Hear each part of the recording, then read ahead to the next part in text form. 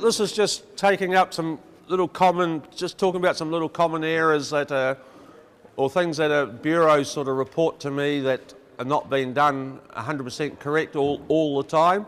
So it's really just some recording hints to go through to help improve the data that's going to SIL. So once your lambing information is complete, do try and do send it into your bureau straight away, because the bureaus are always complaining they've got 20 breeders sent their data in this week and they've obviously sat on it for a month. Now it's important for the rams, for the sires, that when you notify your bureaus, some of the bureaus send out mating forms, but make sure you get the birth ID of the and the SIL birth flock in, because that's quite important to make sure we get the right ram in for your mating. Okay? So there have been incidents when where the wrong year of a ram has been sent in.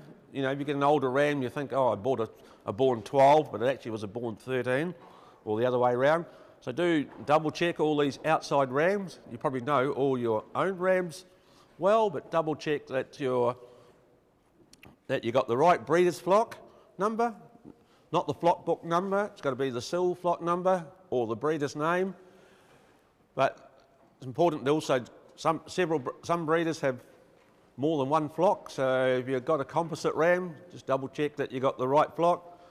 Hamish has a couple of flocks, so yeah, so do get it. And there are the occasional flocks where a breeder has more than one flock can actually have the same tag number in two flocks. So make sure you get the right one, because it's very important for right through the ID. So if you're nominating them files, you can add what you want to call it, your current flock and a current tag. It might, quite often the bureaus will put a prefix in front of it, or sometimes Studfax people put a number in front of it. So for your dams, you should be usually reporting on, if you're sending information in, on the current flock code, which is your flock, and your current tag, which may have a prefix in front of it. So make sure if it's an outside animal, make sure you put that prefix in front of the tag, because you'll have a tag number exactly the same probably in your flock as you go through. So these are all part of each recording trait. We have a date, a mob and a year. So it is handy to provide a date for every trait that you record. It's not important to have it for these top ones there, but it's quite handy to know. And usually if you've got an MRAM or a mate group, you will, the first date of mating, or day you put your rams out, is usually a useful date. Recording mobs need to be recorded within a gender when they're grazed separately or treated differently. So the most important one is weaning weight, to make sure you put your different mobs. The bureaus do know that they should be doing it, but sometimes they're so busy, they just, especially if you get the data in a file, they just format it and load it straight to SIL. Now, you guys should be putting your recording mob in if they're done at different dates. Yeah, if they're done at different treatments, you could have a different treatment, like they might have got drenched, some of the animals might have got drenched a couple of weeks earlier, and that's an example of treating differently. Recording year, well, SIL has a system where the animal birth year stays as a recording year for all the lamb and hogget traits up to about fleece weight 12. For all repeat traits, the recording year is the year of record. If you happen to do a live weight wean or body condition score wean at the end of the year and it's run into the next year, let your bureau know that it should go in 2017 and not as 2018, because that needs to be in that same recording year to be perhaps used in future analysis. And it's handy to get a recording, the status and EID should go into SIL as the actual year it was recorded in.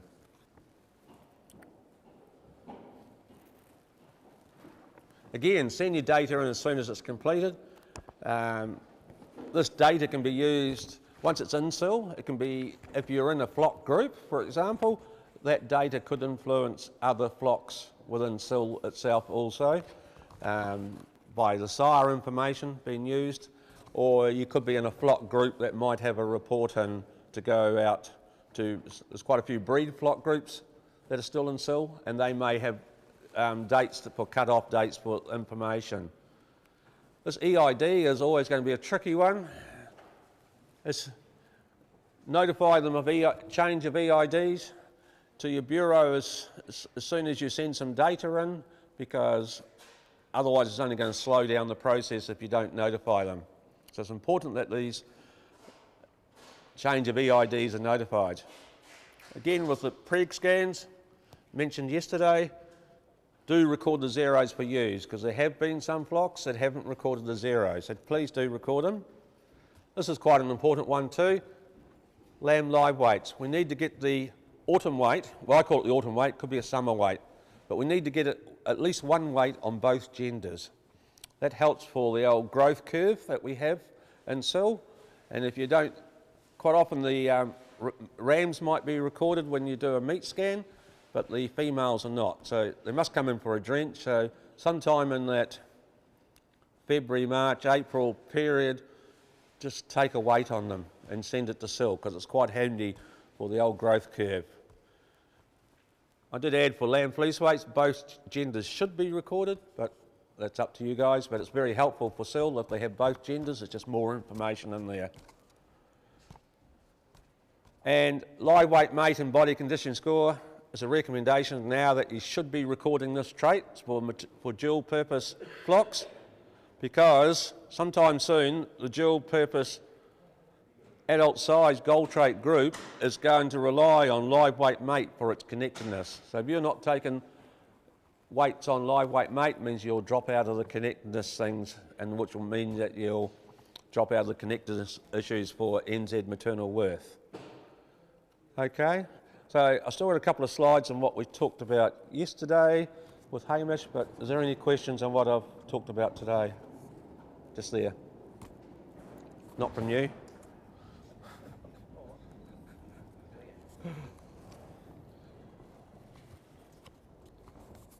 Okay, so just do these things. So this is the last couple here, just covering what we did with the DNA recording.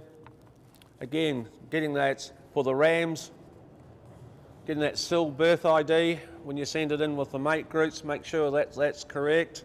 Size, just if you're doing DNA, just remember that you need to make sure they've all been profiled. And if you're using outside size via AI or whatever, and you don't know if they've been done, in our practice that we do is we send a straw to the lab to be tested so that it's covered, and you know, because nothing worse than finishing the process and not having it, because that sire might have died. Yeah. Yep, and outside size too, you probably should. If you're not sure, take a tissue sample and send it in. Okay? Send all this mating data into the bureaus to load into SIL and to your DNA providers. Now each DNA provider has some slightly different protocols, as we talked about yesterday, so do check what they want to do with it. Tissue sample mixed age ewes. If these ewes have been brought in or come from a different flock, make sure that the provider, both providers, the bureaus and the DNA provider, know that they've come from what SIL flock that they've come from. Because, yeah, they're not mind readers. They need to be told that these are the birth ID of where they come from is quite important. Otherwise, the information will go against the wrong ewes. Again, the preg scan, record the number of embryos plus the zeros and fetal age, and send that information to your bureaus. So that was on that little graph that you had yesterday. And this is just backing up what Hamish talked about yesterday. So this was really trying to make it simpler, especially if some of you are thinking of doing it for the first time. It's not always a piece of cake. And there's usually little things don't even think of that will go wrong, that will get you out of kilter. And there's nothing worse than going to have to go back and do some more tissue sampling on lambs next time you get them, because it holds up the whole DNA process. So record the ewes present in each lamb group. For the lambs, this is what we were talking about yesterday, tagging, TSU samples, sample barcodes, information to the DNA provider, and in most cases they will format that data and send it on to the bureaus, but the bureaus also like to do it. And just remember that there's a 4 to 6 week turnaround on the lab. So if they come back to queries, you just go further down the list. If they get heaps in it at the same time and you have to get down the list a bit further, it will delay it a little bit because they are very busy at that time of year. Okay, that's the end. This is just a summary of what I talked about there. So yeah, just making sure you get that sire information correct is important, because as I said, there's always 1 or 2 sires that will get into SIL that are the wrong sire, either the wrong flock or the wrong year born or something or other, or it's been put in as a homebred where it should have been transferred in, so it's ultra important from all the SIL recording. With the dams, when you're talking time, make sure you add your flock code to the files, because I know when we've got multiple flocks, we do end up with animals in the wrong lambing paddock, and they need to know that that unit is from a different flock. So just make sure you get you pair up each year with the flock code. These mistakes do happen regularly in SIL, or get missed out, or the bureaus get so busy they don't all pick up, especially if they come in computer files. You know, if they type in the data in, they'll pick up lots of things, but not many of them like doing that too much. Hey, Nigel. So yeah, only, you know, bureaus when it comes in a file are really just scanning the data, and you're not going to pick up some obvious areas, but hopefully SIL will point some of them out. But things like sires or wrong dams, it's not going to know that so easily. Okay? Good. Thank you. Under the improve, will you still be doing that quality control that you do for input data? There'll be some checks, yes, definitely. The imports checks into improve will be basically the same that's going into SIL now, but I don't know how the system's going to work. There's been a couple of suggestions around that a bureau, if a farmer enters the data himself, because one of the reasons I was doing this also is with improve, hopefully they say it's going to be easier for the farmers to get out and input the data themselves if they want to. But there's lots of little hiccups that we need to know about, and I'm sure if that actually comes in place that some of these breeder forums will have some more detailed animal entry protocols, but it's looking at perhaps somehow the bureau's got to be involved in the ticking it off to be data loaded. Because there's nothing worse for a bureau going to have to correct data that's already in there. It takes up their time and everything to correct data. It's already gone into SIL, might have gone through analysis or two or affected results here. So we need to get that data, try and get it as clean as possible.